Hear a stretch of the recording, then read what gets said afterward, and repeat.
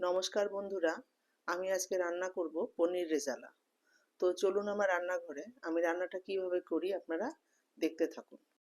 এই পনির রেজালা বানানোর জন্য কড়াইতে আমি প্রথমে পরিমাণ মতো সাদা তেল দিয়ে দেব। এরপর লম্বা লম্বা করে কেটে রাখা পনিরগুলো এক এক করে দিয়ে দেব।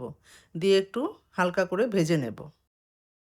এদিকে আমি 2 কাপ গরম জল বসিয়ে দিয়েছি পনিরগুলো ভাজা হয়ে গেলে একটু নুন জলে ভিজিয়ে রাখার জন্য। এক পিঠ ভাজা হয়ে গেছে, এবার পনিরগুলো উল্টে দেব।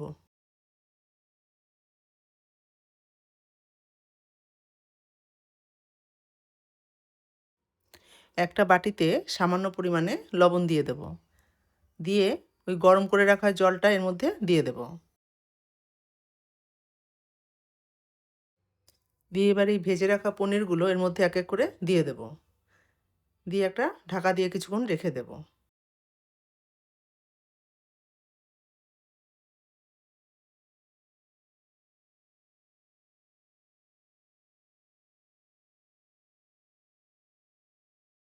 তো প্রথমে আমি মশলাটা বানানোর জন্য 2 টুকরো জয়িত্রী, 1 টুকরো দারচিনি আর 4টে এলাচ দিয়ে দেব।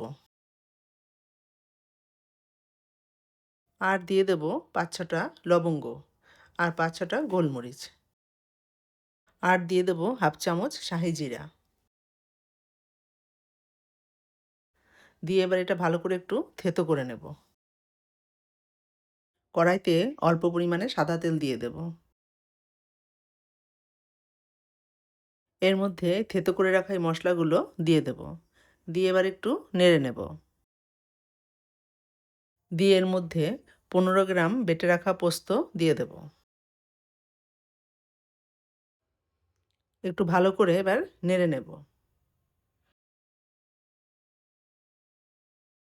বেটে রাখা 8-10টা কাজু এর মধ্যে দিয়ে দেব। 10-12টা বেটে রাখা কিশমিশ দিয়ে দেব। দিয়ে এবার সব পেস্টগুলো ভালো করে এবার নেড়ে নেব।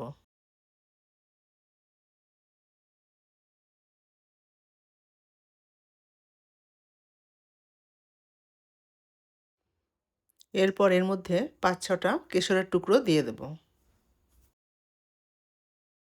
দিয়ে এগুলোকে ভালো করে একটু নেড়ে নেব। তো এর মধ্যে ফেটিয়ে রাখা 50 গ্রাম টক দই দিয়ে দেব। দিয়ে এটাকে ভালো করে একটু নেড়ে নেব। দিয়ে এর মধ্যে ওই ভিজিয়ে রাখা পনিরের টুকরোগুলো দিয়ে দেব।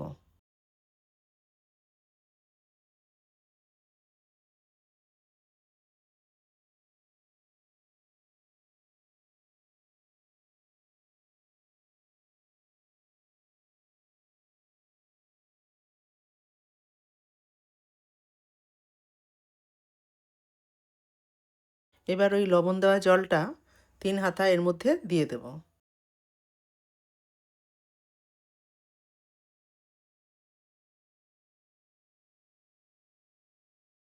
1 চামচ কুচিয়ে রাখা কাঁচা লঙ্কা দিয়ে দেব।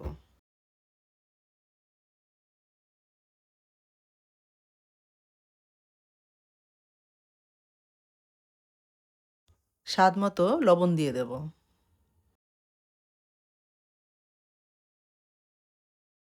এর মধ্যে দিয়ে দেব সামান্য পরিমাণে মিঠা আতর। তো আমার এই রান্নাটা হয়ে গেছে। আমি এবার এটা একটা বাটির মধ্যে নামিয়ে নেব। তো এই ছিল আজকে আমার রান্না পনির রেজালা। এটি আপনারা লুচি, রুটি, পরোটা দিয়েও খেতে পারেন। তো এই ভিডিওটি যদি আপনাদের ভালো লেগে থাকে তাহলে একটি লাইক এবং শেয়ার করে দেবেন আর চ্যানেলটি সাবস্ক্রাইব করে দেবেন। ধন্যবাদ।